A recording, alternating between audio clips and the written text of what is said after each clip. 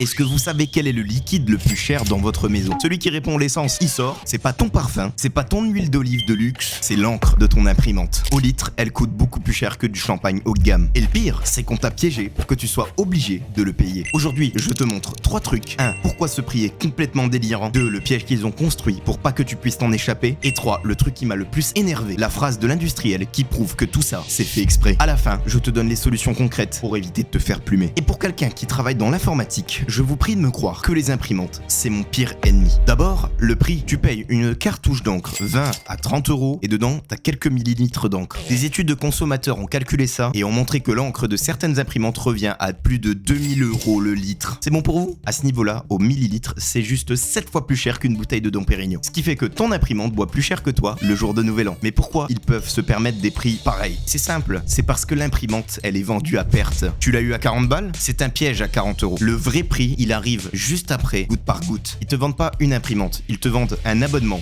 déguisé à l'encre. Attends, mais 2000 € le litre? Non mais gros, c'est juste des gros enculs.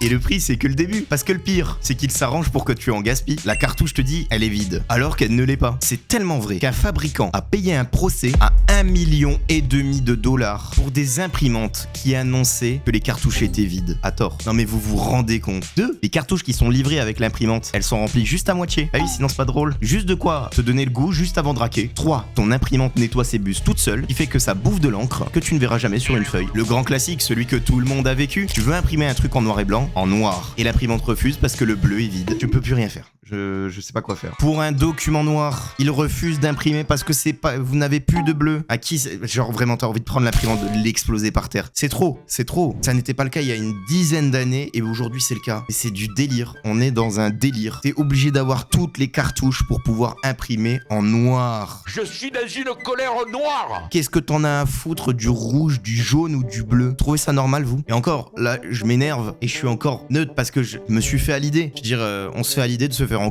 quoi. Bon, tu vas me dire, facile, je vais acheter une cartouche compatible qui n'a pas de marque, par exemple chez Action, 3 fois moins cher. Sauf que certaines imprimantes sont programmées pour refuser l'encre qui n'est pas de la marque. Ça s'appelle la Dynamic Security. Genre, fallait donner un nom pour mieux que ça passe, tu vois, c'est... Vous savez, le point, il est là, là c'est vous, là, tu vois, ça arrive comme ça. Fallait mettre un nom pour que ça passe mieux. Donc après, attendez, c'est pas le plus drôle, parce que vous avez aussi les mises à jour, on n'y est pas encore. C'est parce que des fois, t'as des mises à jour en douce qui passent, et du jour au lendemain, ta cartouche qui, elle, était compatible juste avant, ne l'est plus, parce que sinon c'est pas drôle. Et oui, ça s'appelle l'obsolescence programmée, les enfants. Et le plus pervers, c'est qu'ils n'ont même pas besoin de bloquer tout le monde. Il suffit juste que tu aies peur que ça ne marche pas. Dans les études, à peine 4% des cartouches compatibles posent problème, mais quasiment 4 personnes sur 10 n'osent pas en acheter par peur que ça casse. En fait, c'est la peur qui fait le boulot tout seul. T'as été conditionné à acheter plus cher pour que tu sois rassuré. En fait, le prix ne justifie pas forcément la qualité, et ça, beaucoup de gens ne le comprennent pas. Vous vous dites 4 personnes sur 10, ça représente presque la moitié des gens. C'est énorme. C'est infligeant de jouer sur la peur des gens. En fait, la psychologie joue énormément dans le commerce et les gens ne le comprennent pas. Et là, tu commences à comprendre le vrai truc. Tout ça, c'est pas des ratés. C'est le plan. Le modèle a un nom. Ça s'appelle le rasoir et la lame. Tu donnes le rasoir presque gratuitement et tu te rattrapes à vie sur les lames. L'imprimante, c'est le rasoir et les cartouches sont les lames. Et l'industrie, elle l'assume. Ils ne vendent pas les imprimantes, ils vendent l'accès à l'encre. En fait, le matériel, c'est juste le ticket d'entrée. Et après, quand t'es dedans, t'as toutes les microtransactions qui vont avec. C'est un jeu e-sport, quoi.